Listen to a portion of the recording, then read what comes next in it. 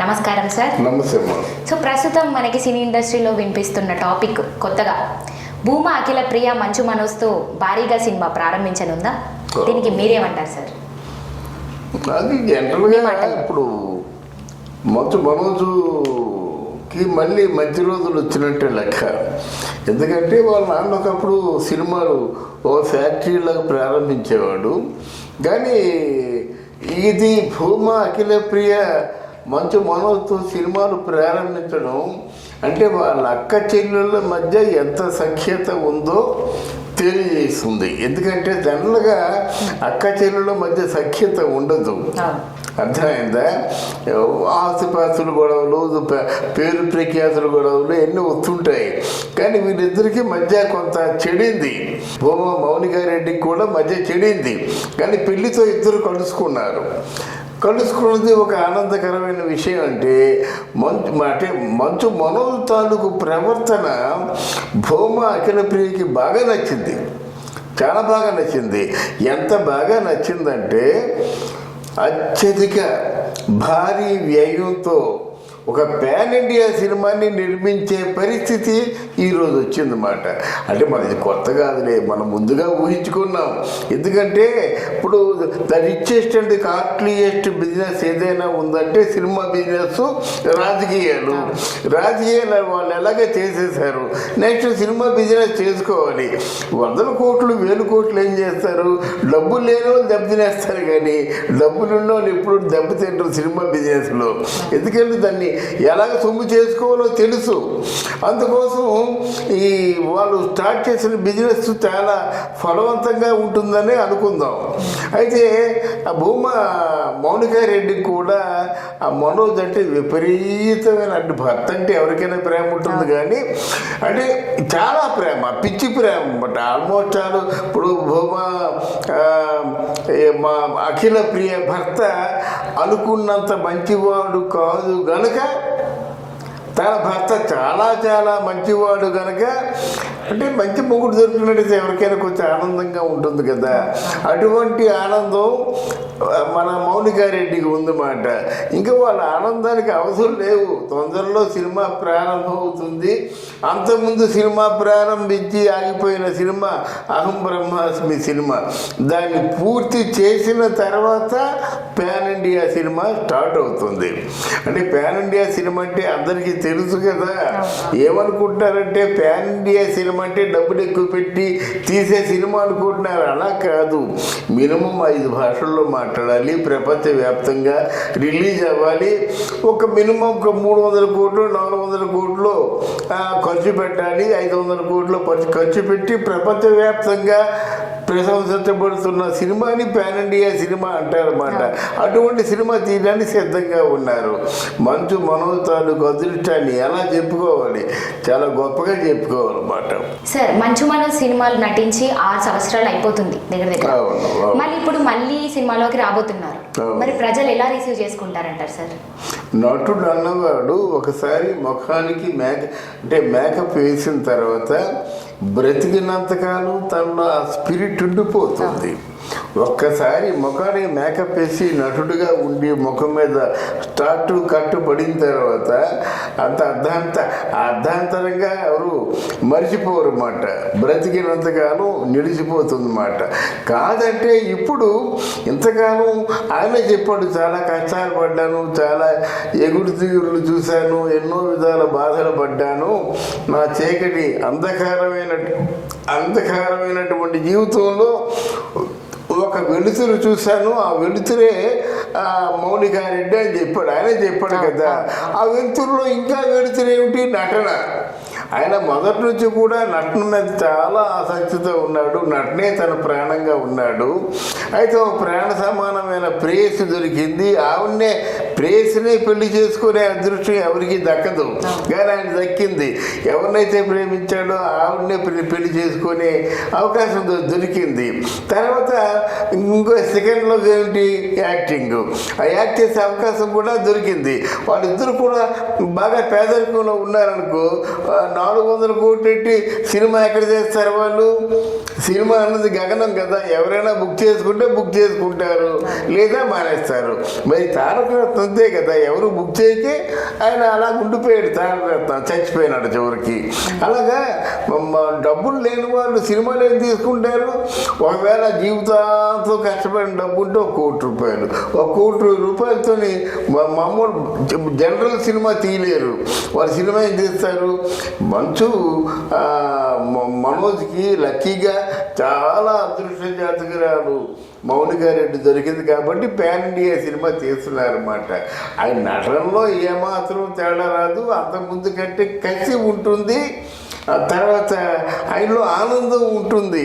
ఇప్పుడు మామూలుగా వెళ్ళిపోతుందని నడుచుకుంటూ ఈశ్వరో మన వెళ్ళిపోతుంది, దానికి ఒక బ్యూటిఫుల్ ఏదో మంచి ఒక పెద్ద కాస్ట్లీ కారు, కొన్ని కోట్ల కారులో వెళ్ళిందని తేడా ఉంటుంది కదా. అందువల్ల అలాగే నువ్వు మామూలుగా వెళ్ళిన దానికి జేబులో ఒక 4-5 లక్షల రూపాయలు పెట్టుకొని వెళ్ళిన దానికి తేడా ఉంటుంది కదా. ఆ లెగసీ ఉంటుంది ఆయనకి. అంటే మంచు విష్ణు మాత్రం డెఫినెట్గా రాబోయే రోజుల్లో చాలా పెద్ద ఇండస్ట్రియలిస్ట్గా మనం పరిశ్రమలో చూడబోతున్నాం అన్నమాట. అంటే మనం సినిమా ఫ్యాక్టరీయే పెట్టగలడు ఆయన కావాలనుకుంటే. సార్, అయితే మనోజ్ ఇంకా మౌనికారెడ్డి ఈ ఫ్యాక్షనిజం వైపు కాకుండా ఇదంతా మానేసుకొని, ఎందుకంటే రాజకీయం ఇదంతా అంటేనే ఫ్యాక్షనిస్ట్, ఇదంతా కాకుండా మంచిగా వాళ్ళు చక్కటి లైఫ్ని లీడ్ చేయవచ్చు కదా, చక్కటి జీవితాన్ని గడపచ్చు కదా. అవును, చక్కటి ప్రశ్న. ఎందుకంటే అది మరి అంటే వాళ్ళు ఆధిపత్యం గురించి ఎక్కువ ప్రాకులాడతారమ్మా. ఏమున్నా బ్రతుకుతారు కానీ వాళ్ళ ముందు ఒక 1000 మంది జనాభా లేకపోతే వాళ్ళు బతకలేరు. తెల్లారు లేచినట్టయితే ప్రజలు వచ్చేయాలి, వాళ్ళు ఆ ప్రజల్ని చూడకపోతే బతకలేరు.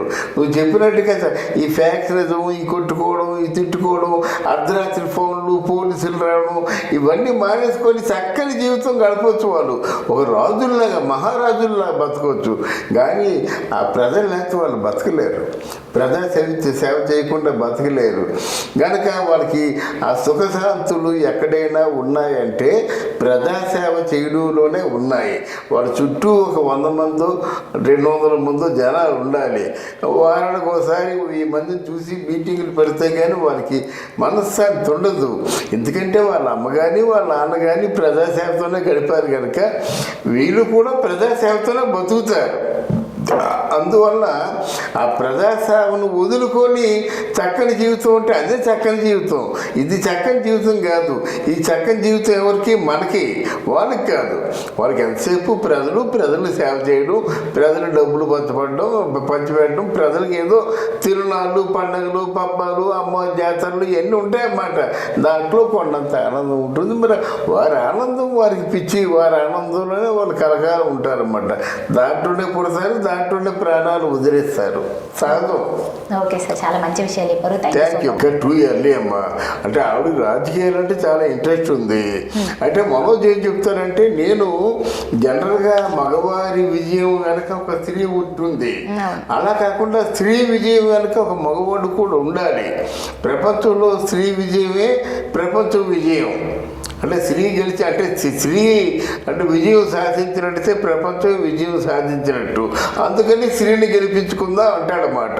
ఒకవేళ మంచు మౌనికారెడ్డి ఎలక్షన్స్లో నిల్చున్నట్టయితే ఏ పార్టీలో చేరుతుందంటే అది కొంతవరకు మోహన్ బాబు గారు అంటే కుటుంబానికి పెద్ద కదా, ఆయన తాలూకు సలహా లేకుండా ఏం జరగదు.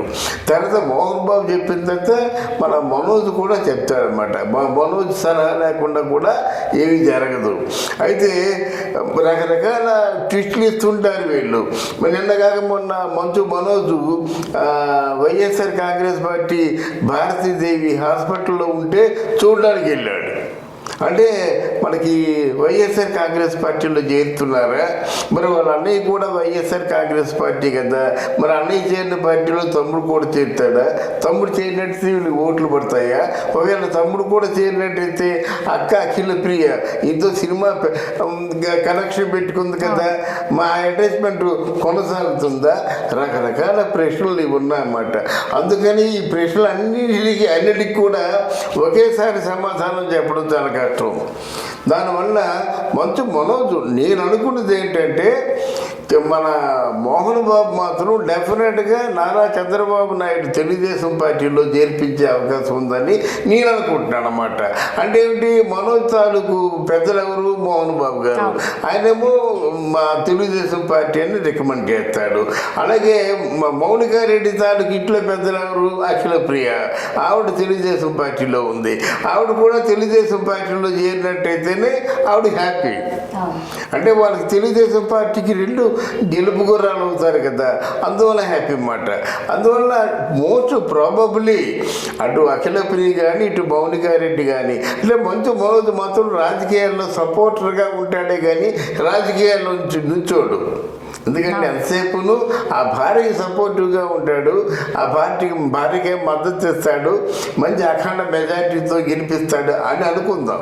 అంతేగాని మనోజ్ ఏంటంటే మంచి ఆర్టిస్ట్గా తనను తాను ప్రూవ్ చేసుకునే అవకాశం కోసం ఎదురు చూస్తున్నాడు. మంచి రోజు ఆయన తపస్సు ఫలించి మంచి టైం ఆయనకు వచ్చిందన్నమాట. ఆయన నిరూపించుకుంటాడు గనక మోస్ట్ ప్రాబబ్లీ తెలుగుదేశం పార్టీలో చేరే అవకాశం ఉండొచ్చు. సార్, అయితే మీరు చెప్పినట్టుగా మౌనికా రెడ్డి గారు తెలుగుదేశం పార్టీలోకి రాబోతున్నారు. ఎంతవరకు ప్రజలకి సేవ చేస్తుందంటారు? అంటే రాబోతున్నారు అన్నది గ్యారంటీగా కాదు, మోస్ట్ ప్రాబబ్లీ అంటే బహుశా ఒకవేళ వస్తే గెస్తే తెలుగుదేశంలోకి రావచ్చు అని దాని అర్థం. కంపల్సరిగా వచ్చేస్తున్నారు కాదు. ఇకపోతే ఎంతవరకు సేవ చేస్తారంటే వాళ్ళు కళ్ళు తెరిచినప్పుడే చూశారు వాళ్ళ నాన్నని వాళ్ళ అమ్మని ప్రజలకు సేవ చేయడం. వాళ్ళు చిన్నప్పటి నుంచి కూడా వాళ్ళ నాన్న ఎవరితో ఉన్నారు, ఆ ఊరు ప్రజలతో ఉన్నాడు. వాళ్ళ అమ్మ ఎవరితో ఉంది, ఊరు ప్రజలతో ఉంది. ఆ మీటింగులు కానీ సేవా కార్యక్రమాలు కానీ మిగతా కార్యక్రమాలు కానీ వాళ్ళ నాన్న వాళ్ళ అమ్మ చేసిన కార్యక్రమాలు చూస్తూ పెరిగారు కనుక వాళ్ళు తెలిసింది అదే. ప్రజలతో మమేకమైపోయి ప్రజలకి ఏదో అంటే అమ్మ ఇలాగమ్మా రేషన్ ఇవ్వలేదమ్మా, తెల్లగారులు లేవమ్మా, మా కరెంట్ రావడం లేదమ్మా, బిల్ పేలిపోయిందమ్మా, వాడేమో ఇలాగ దౌర్జన్యంగా పొరుగు ఊరులో వచ్చి కొట్టేశారమ్మా అని చెప్తుంటే ఈ సమస్యలన్నిటికీ కూడా పరిష్కారాన్ని ఎవరో చేస్తారన్నమాట. అదే వాళ్ళు చిన్నప్పటి నుంచి అలవాటు కనుక సేవ చేయడం మాత్రం కొత్తగా నేర్పవలసిన అవసరం లేదు, చిన్నప్పటి నుంచి అదే అలవాటు ఉంది.